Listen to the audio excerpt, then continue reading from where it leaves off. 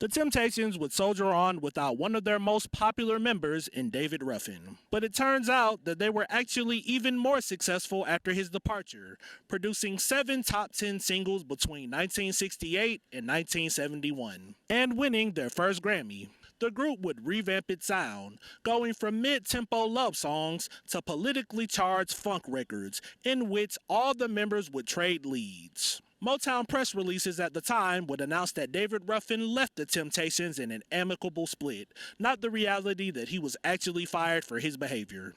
But while the Temptations were done with David Ruffin was not done with the Temptations. Though he appeared to take his firing in stride, even calling Dennis Edwards to congratulate him on taking his role, David Ruffin will begin to show up to various Temptation concerts unannounced. The Temptations will perform at Valley Forge, Pennsylvania on July 9th, 1968, meant to be Dennis Edwards' debut performance. Ruffin would sneak into the venue, and after slapping the group's road manager Don Foster, make his way to the stage. He would then forcefully take the microphone from Dennis Edwards and perform with his former group. Edwards would say that he actually gave the mic to David, but I don't know. But the crowd absolutely loved this, so instead of causing a scene, the group would go on and perform with Ruffin as if he was still a member. And this stunt would happen at least 2 more times. Eventually, the Temptations would beef up their security for shows, and David Ruffin would stop showing up.